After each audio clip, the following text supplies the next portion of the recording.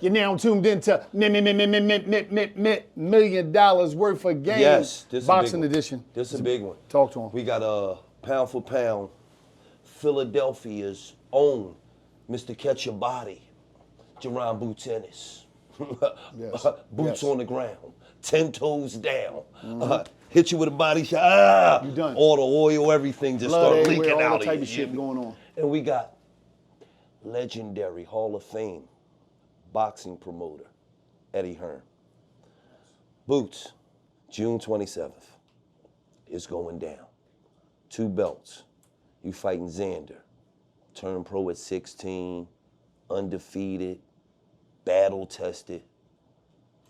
What's going to be the outcome on Saturday? The outcome on this Saturday is going to be me doing whatever I want. Me putting on a show, having fun doing what I want, making it easy, looking good, putting on a beautiful show and getting a knockout in the night, how I always do. Mr. Catch Body, so it's going to be 36 or no 32 knockouts? Yes, yes. Oh, okay. We know, I know Boots since he was a youngin'. And everybody in Philadelphia know. You want some real sparring? You know where to go. Bosie's Dungeon. Right above the masjid. They might not got nothing in that motherfucker that work, Eddie, but you gonna fight for your fucking life. You hear me? This is not gonna be no sparring match. This is gonna be you fighting for your life, Eddie, when you go to Bosie's Dungeon. Everybody know that. So before we even get started, shout out to Bosie, shout out to Pooh, shout out to Farah, the whole family. Eddie, you came to the States a few years ago, Eddie, talking heavy. They say you just was a dude with an app. Yes. They said, oh, who this guy with an app? Right. He just got an app. He's not no He promoter. had the accent with him. He's He's nobody. taking over. And Who is this guy? He got an app. And it was one of the biggest get down or lay down plays we ever seen. It was like either you're gonna get down or you gonna lay down. And Eddie, we didn't believe you. I didn't believe you. I was like, who's this fucking guy coming over here thinking we're gonna watch boxing on the app? On the app. We watch boxing on Showtime, buddy. We watch boxing Pay-per-view. on ESPN, buddy, on pay-per-view. Now, Eddie, Golden Boy had the link with you. Top Rank had the link with you. Everybody's coming over. How does it feel, Eddie, to know that everything you said you was going to do, you doing? Do you know, it's hard not to gloat, right? Because these guys, they all tried to stop me. And they all said things about the app, about DAZN. Who tried to stop you? Who? DeBella, Ellaby, Showtime, Golden Boy, Top Rank, all of them. And they all said things about DAZN, which it'll be easy to play back, but we're all working together now. Right. The reason that we got this opportunity is because Top Rank are now with DAZN. So we can't hate on it, we can't gloat on it. I would have done back then, because I was a bit younger then, I was a bit more wild, but I'm a bit more diplomatic now. Right. And we did our job, we came in, we made noise, but it's about the opportunities for the fighters. And this is the opportunity for Boots to show the world how great he is. And we wouldn't have got it if everybody wasn't on DAZN and on that platform. So for me, it's been an unbelievable experience. It's still a long way to go. The job's not done, Right. but we got some of the best fighters in the world. And this guy to my left is, I believe, the future of the sport, the future pound for pound #1. But as I keep saying, everybody knows he's got pound for pound ability.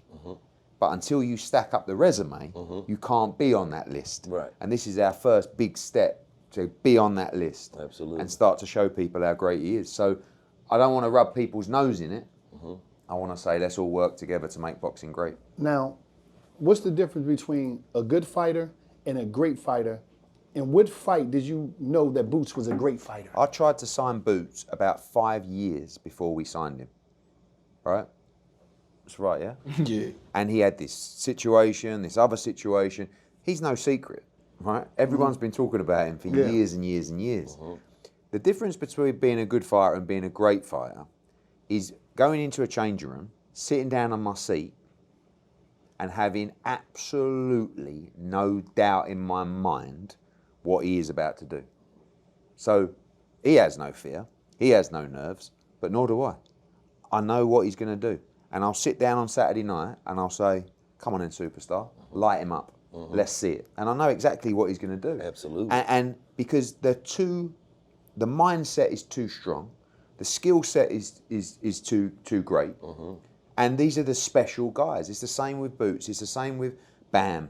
You know, even Shakur. Like there's a different kind of mindset. Terence has got the same mindset, no doubt. Like these are greats where you just know what they're going to do. He knows exactly what he's going to do on Saturday night, and he's going to do it. And that in the big moments, that's when they shine the brightest. I know Eddie. You got to understand, Eddie. I knew Boots since he was young. I knew Boots when it was hard for him to get sparring, because they used to say, he don't know how to work. You get in that ring with Boots, he don't care if you're green, he's gonna knock your ass out. Like you see him now, I see him, he be in the ring, and I see him working with people, and you know, he might stick a little. A young Boots, it was only none 28. of that shit. No, I'm talking about 16. It was none of that. It was, if you put them gloves on, I'm going to whip your ass in here. So, Boots, they can't really talk about you. They can't say anything because when you're looking at greatness, it's hard to really like critique it, right? But the one thing, fake narrative that they try to put out there is Boots get hit too much.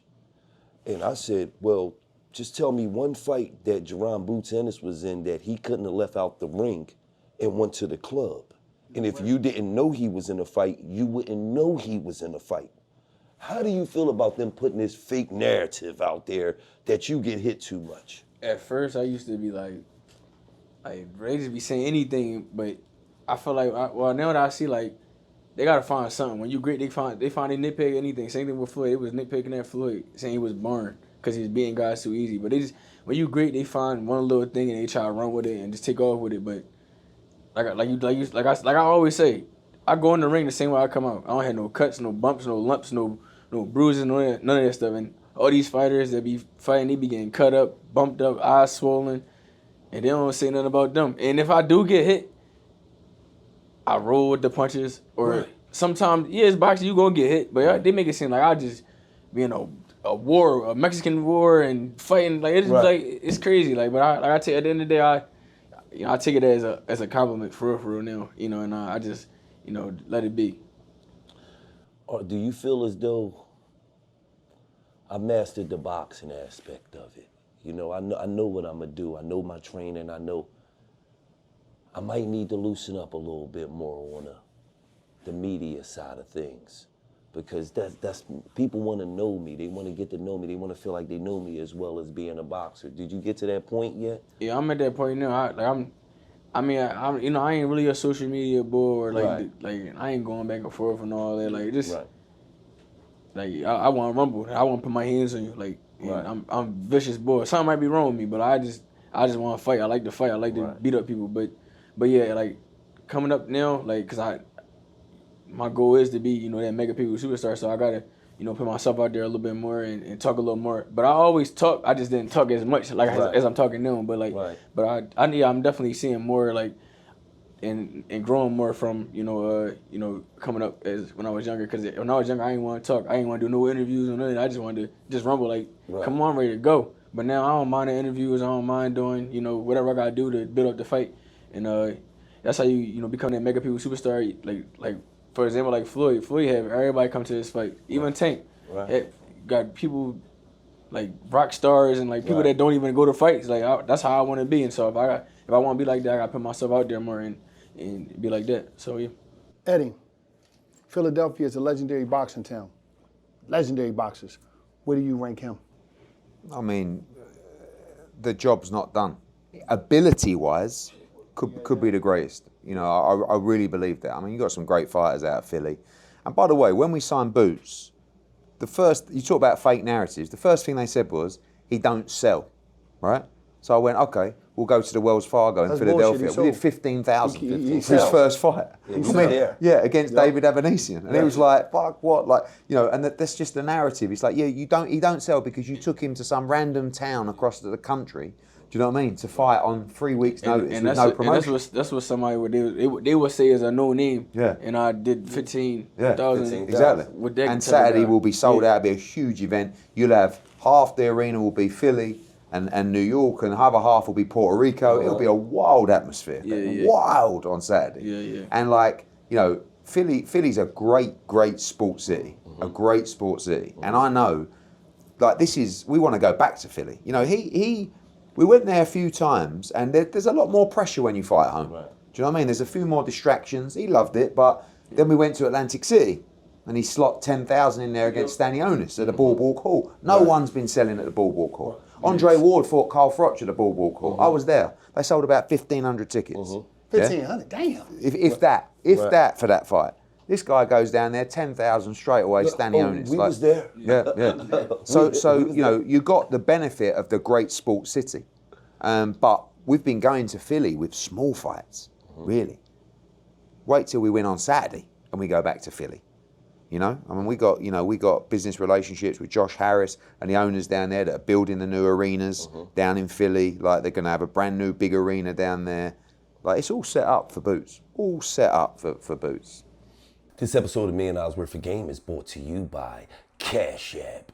For all the parents out there with teenagers, we know you're already trying to keep a million different things under control, but Cash App is here to help you make sure your teens' money and their spending isn't adding to that craziness. With Cash App available to teens 13 to 17 years old with sponsorship by the eligible parent or guardian, every transaction triggers a real-time notification for you to see, empowering your teen to practice independence while giving you peace of mind by keeping track of their spending. You can also manage everything directly from your own Cash App account without having to switch accounts between the two, making it easy and simple to stay connected to your teen's financial activity in a way that's both efficient and empowering. With Cash App, there's no monthly fees, no minimum balance required, and no hidden charges when sending or receiving money. Parents, it's time to start focusing on your teen financial learning and growth instead of stressing about the fine print. If you're ready to give your teen independence while staying in the loop, start download Cash App right now and sponsoring their account today. Start by downloading Cash App right now and sponsoring their account today. So it's real simple. You got a teen, 13 to 17 years old, you get them a Cash App card, you can see how they spend. They about to make a stupid purchase. Nope, don't do that. And there's a way they can also learn financial freedom and also learn how to grow. Cash App. New Cash App customers can earn $10 if you use code FAMILY10 in their profile at sign up. That's FAMILY10 and send $5 to a friend within 14 days. Terms apply. Cash App is a financial service platform, not a bank. A banking service provided by Cash App Bank partners. Prepaid debit cards issued by Sutton Bank, member FDIC.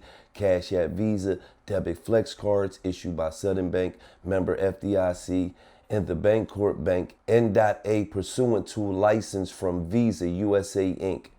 See terms and conditions for the Sutton prepaid card, Sutton debit flex card, and Bancorp debit flex card. Saving provided by Cash App A Block Inc. brand. Visit cash.app/legal/podcast for full disclosures. This episode of $1 Million Worth of King is brought to you by Draftkings Sports. This summer, the Cup is taking over the U.S. and only Draftkings has you covered every step of the way. The Draftkings Sports app is now available in all 50 states, including all markets, bringing the game straight to your fingertips wherever you are. From Florida, Texas, California, it don't matter. You're in on the excitement at the speed of sports.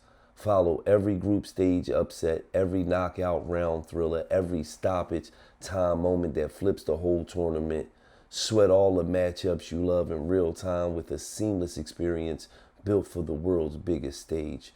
No matter where you're watching, you're always connected and in game with one app. New DraftKings customers sign up right now. Use code GILLY. Spend $5 to get $200 in rewards within 21 days. That's code GILLY in partnership with DraftKings. The crown is yours. Put it on and wear it right. I think we living in a world now, though, where it's though, a lot of people that speak about boxing, I'm starting to realize, and I tell Gil this, we got a lot of boxing fans that's not boxing fans that don't know the fundamentals of boxing, so they don't know that you're not supposed to get hit and every fight is not a knockout. How do y'all feel about these new fans? Because when I hear people talk about Boots and they hating, right, I don't know boxing. I'm a martial artist. I'm 13-time black belt. You think what I'm saying? Like that's what I do. You know what I mean? I'm not going anywhere near you. That's what I do. This is what I do. I specialize in this shit. You know what I mean? But what I'm saying is, for me to understand, and I learned, I only know about like a good 10 fighters. Yeah. He's one that I know because the popularity of it.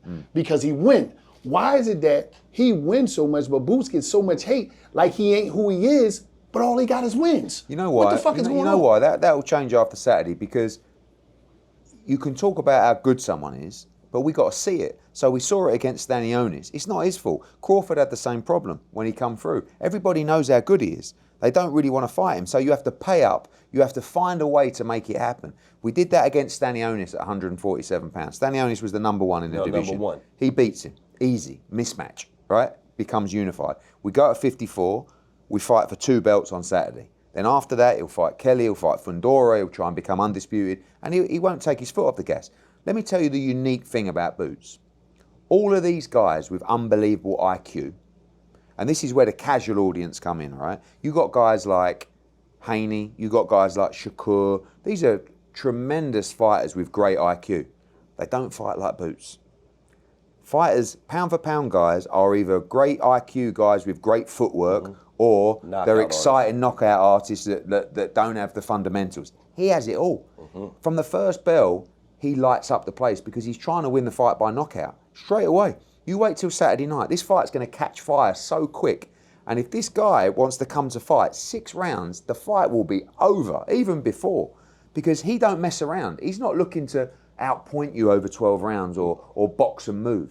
He's coming to fucking rip your head off. And that is why he is going to be pound for pound number one.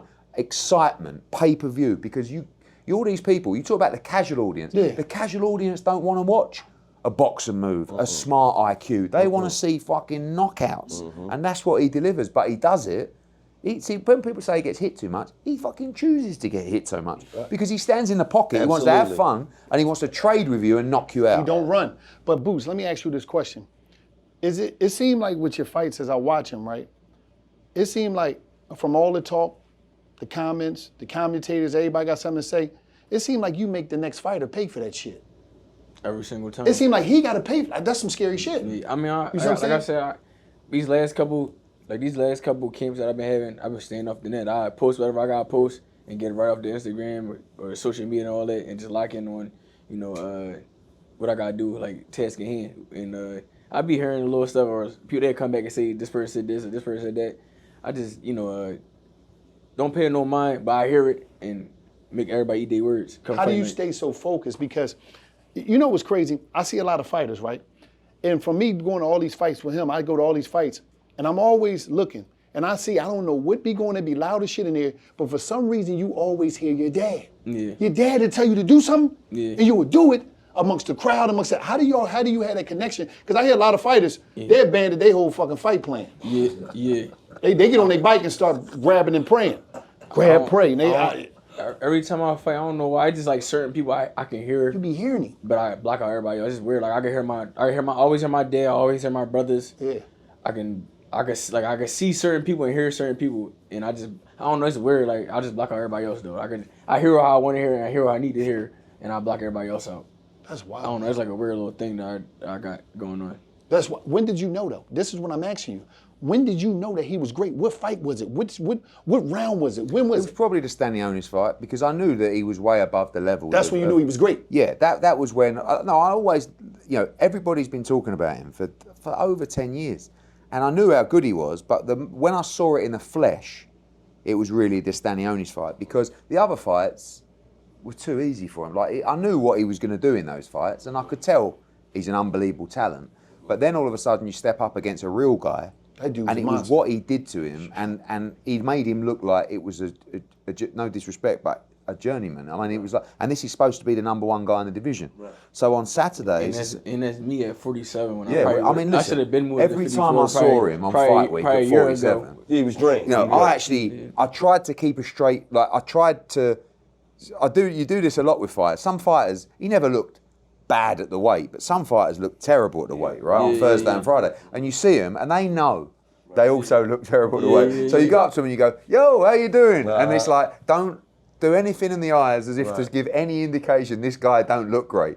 But you'd get to fight week and you'd look at him on the Thursday or Friday and you'd think, fuck me, where you gone? You know what I mean? He was like, you know, and then, you know, the good thing about the Stanionis fight is a unified championship, so he didn't have to do the rehydration, because with the IBF, you have to weigh in again on Saturday, and that was killing him as well. And to be honest with you, I don't even think, you don't even know. I had to run to get that weight off on no, what you call him? When Karen. I first Judaisian? was that Karen? That Or was Avanesian? that was no. That was Evanesian. Was it It's Evie? crazy. You got so he's taking weight off on the day of the Remember? fight. Yeah, that night. That was Evanesian. I had to run. But now at 54, and by the way, Xander's a big 54. Like, you know, but this guy, people are talking about in this fight, whoa, Xander's a big 54. Fucking, he's a big 54. He'll be going to 60 and 68 in time. I honestly think, me personally, just knowing Boots, I think the strongest weight class he's going to be at is 160. Yeah, well, quite possibly. Just because when he's sparring and he got his natural weight on, that shit's different. He done dropped heavy weights in the Big goddamn. Now, you didn't. I thought he was a fucking beast when he turned what's name to a bloodbath. That boy Vigla, when we was in there. That's the dude. He was leaking like a faucet, man. Yeah, but that time he's with Showtime, he's with, you know, like, and I'm watching him going, fuck yeah, like, and a lot of his fights, don't forget, a lot of his fights he came through during the pandemic. So some of those fights were behind closed doors. Those other fights that you had, smaller shows, and that affected a lot of fighters because they never got the chance to grow the profile. Right. So, you know, that really, the Avanesian fight was the first time all of a sudden, I mean, I couldn't believe it when we went on sale. Yeah. I like to think we knew what we were doing, but we hoped we'd do a good crowd. That was incredible, you know. And he kind of walked out and even sort of felt, fucking hell. And Saturday will be the same, you know. But this is different because this is legacy stuff. So, you know, you need the right dance partners. You know, like this is a big fight. Josh Kelly's a big fight. Fundora's a massive fight. Massive fight. You know, all these guys, the guys that we mentioned. Boots, I'm gonna ask you some names. I need to know. Does easy work pop in your mind or a challenging fight? Xander.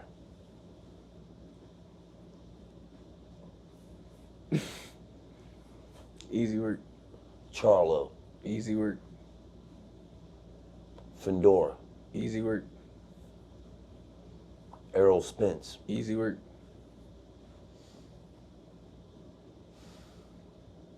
Devin Haney. Easy work.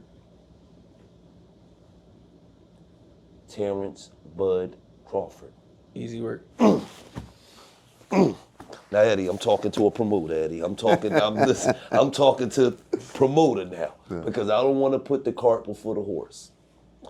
He got a fight on Saturday. So I'm speaking from a promoter's standpoint. Eddie, we had Terence Crawford on the podcast. Terence Crawford said, y'all wanted me to end Jaron Boots and his career before it started. This man looked at Terence Crawford and said, yeah, I don't know about that. He said, I would have knocked Boots out. If Boots wanted to fight me, he would say, I want to fight Terence Crawford, and I'll knock Terence Crawford out. And on Saturday, when Boots looks exceptional, like we know he gonna look, as a promoter, when they get that mic and they say, Boots, what's next for you? Are you hoping he say, Terence Crawford said, if I want to fight him. I mean, if he did, it would break the internet. Do you know what I mean? So, absolutely break the internet. He's going to say what he wants to say. The goal for Boots is a legacy guy, right? Absolutely. He's a guy who's chasing greatness. Absolutely. So he wants to be undisputed. Absolutely. He wants to beat all the champions.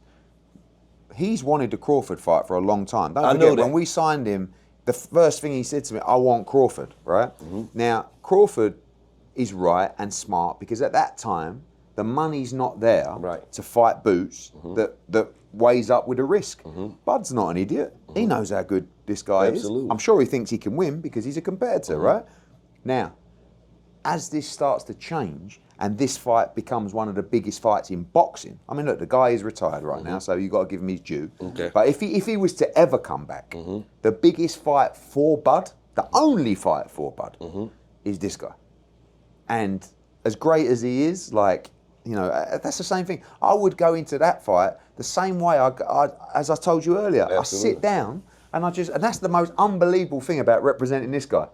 You sit down and you go, go on, Boots, fucking show him, you know, like, and it's like, it's ice cold. Yeah. And now listen, that's a challenge. He's a great fighter, but I wouldn't even be sweating going into that fight because, you know.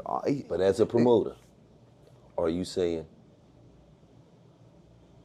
call out Virgil Ortiz? I would never tell him. No, I'm not saying telling him what to say, but in your mind. Listen, I'm saying in your mind. All the people you mentioned, Fundora, Ortiz, Charlo, Spence, whoever, Crawford, of course. But you know, you're calling out a guy that's retired. You know, but if that's what he did in the ring, the internet would go crazy. You know, see, he don't really talk like that. No. But if he ever turned around and said, "Who do you want next?" I'll tell you what I want next. You motherfucker, Crawford. I'll beat the shit out of you. Right? The the game would go mad. You know what I'm saying? But that's because that's not really his style. But he's got that in him to do that. Absolutely. He's from Philadelphia, exactly. Pennsylvania. So like, you know, expect the unexpected. This journey is going to be incredible because he's going to be pound for pound #1 for a long, long time. So if Bud was to ever come out, he's a great fighter. But listen, once that fight starts becoming, Bud loves his money. Absolutely. If that fight becomes a massive payday, he'll probably take it. Absolutely. And we'll be ready.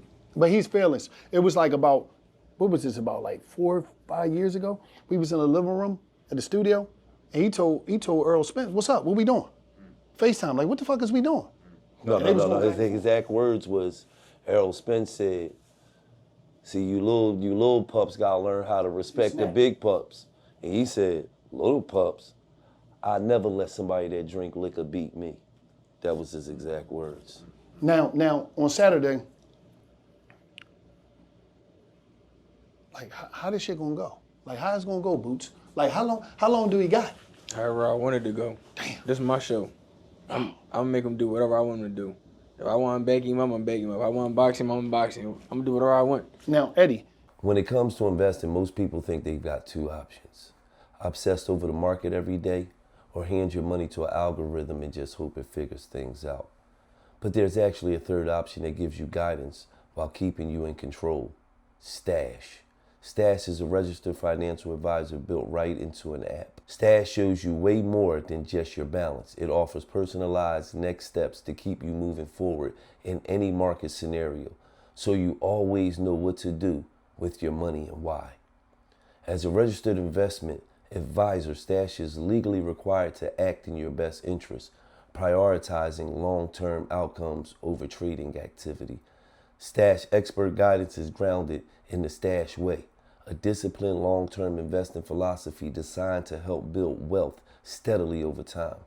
No chasing trends, no reactive shifts to throw you off course. Don't let your money just sit around. Put it to work with Stash. Go to get.stash.com/dollars to see how you can receive $25 towards your first stock purchase and view important disclosures. That's get.stash.com/dollars. Get.stash.com/dollars. Paid non-client endorsement. Not a guarantee nor representative of all clients. Investment advisory service offered by Stash Investment LLC, an SEC registered investment advisor. Investing involves risk. Is, you know, because for some reason in this boxing world, I don't know it is that much, but for some reason, everybody always say that somebody ain't fight nobody when anybody get knocked the fuck out in the ring. But for some magically, they always, and I don't know some of these fighters. Gil know, he said, yeah, everybody, why they always go to that when it comes to Boots? He didn't fight nobody. Y'all just said this was the guy. Stanley Onions was the guy. Yeah, that's just boxing. That's not. Why is it like that? Because boxing fans are like that. You know, you always find a reason. Like, and when he knocks out Xander, they'll say, "Oh, he was 23. He was 23. Oh, he needs to move up to middleweight." Oh, and when he beats Fundora, they will say, "Yeah, who was Fundora anyway? He got knocked out before." Do you know what I mean? Like, it doesn't, you know. And then when he beats Crawford, oh, he's old. He's retired. Like, that's just what fight fans do. I like how you threw that in there, though, Eddie. But he's doing, which, you know, more fighters need to do. Post your shit and get the fuck off. Right. Why do you need to work like you work and listen to negativity of people That's not getting in that couldn't ring. even do your. They not getting in not that that ring. couldn't lace your boots, couldn't do the work. Right. Let alone be as good as you. Right. And that's where you got to have the focus. You got to say, you know, he's in a great place. Great place. Boots, I feel like Xander already told you what the game plan is. He pretty much threw all his cards on the table and said, this is the game plan, by over-talking too much. Yeah. He said, we know Jaron Boots Ennis can fight in close. We know Boots can fight at middle range. Can Boots fight at distance, though? Basically, you just told your game plan. You just said you're going to go in there and try to keep Boots at a certain range, and he step in, you step back. So he going to run? Yeah, basically. It's called boxing, though. Distance is running. That's running, right? And two, you basically make him exchange. Oh, do you think that's the game plan? That I don't care what game plan he got. I ain't gonna lie. It don't matter what he do. We ready for everything. We had all types of work in my camp. Like, we had tall guys. We had fast guys. We had 68-pounders, 60-pounders, 75-pounders. I had 147 just for movement. So whatever he do, we're gonna be ready for it. And it don't matter what he do for real. I ain't gonna lie. He can do backflips and try to stay away. It ain't gonna work, right? It don't matter. Whatever he do, I'm gonna catch him. I'm gonna get him. Well, there you have it, man. June 27th, this Saturday, live on DAZN pay-per-view. You got Xander Zayas and Jaron Boots Ennis. What's on the undercard, Eddie? Oh, we got two of the biggest stars in world boxing. Emiliano Vargas against Bryce Mills, the New York fighter. Absolutely. We got Ben Whittaker, the UK star, against Popeye. That's a slick kid right there. Real slick. That's a slick kid. Jalil Tucker, tremendous fighter as well. Brilliant undercard. And it's the fight of the year. And you know, again, you say it, fight fans, it's the fight of the year. It's the fight of the year. Okay, tell me a better fight. No, you Tell can't. me the only one that compares, and it was never going to be the kind of fight you'll see Saturday, was Shakur against Tio. That was a good fight. Yeah. But this is different. I remember one time, though. This guy walk up on you, say, hey, you want a picture? Was you one of my fans? You did this to him. That's what you said to him. I'm like, damn, I thought he... And now I killed him because he tell me he's the boxing almanac. He's the greatest boxing historian. You asked him, you said, what, you want a picture real quick? Because you was with your guys. I said, look at you fucking groupie. No, that's what happened, right? He was a groupie. You know, Devin was on DAZN. You know, Devin is a regular on $1 million worth of game. 2 million views. You know, I'm like... He's on DAZN. Our shit did 1 million views the week of the fight. Eddie gotta know who I am. This is fucking... I said he's a boxing groupie. Like, no other platform got 1 million views on this kid. Like, I walked up, I said, Eddie! Like you knew him. Eddie I said, look, gotcha, dumbass. Hey, you want a picture?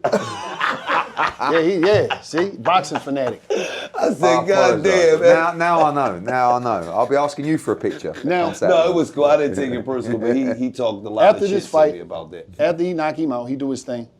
I'm looking for this big fight. Now, if you need some help on promotion, they say you and Dana White supposed to be doing a fight. Like, what's going on with that? Dana? Yeah, you and Dana. Y'all not when y'all get in the ring? Dana said he wanted to fight me. Well, y'all getting in the ring. I'm saying, you've I been told training, him his I'd do Boots it. training Now you? he's saying, no, I would go straight to Bozy.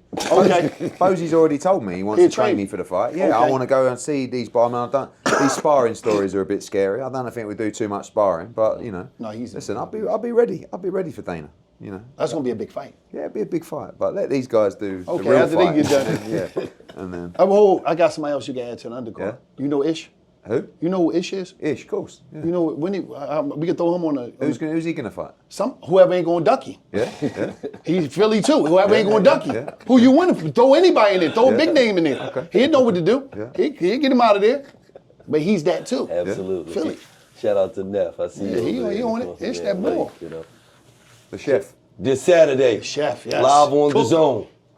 Pay-per-view. Make sure y'all get it early. Make sure y'all get it. Get it early. Matter of fact, order it now. Soon as this is done, Get that. go on DAZN and order the fight right now. Xander Zayas, Jaron Boots Ennis, and you will hear the new. Them belts is coming home to Philadelphia, Pennsylvania, and it's just like that. Right.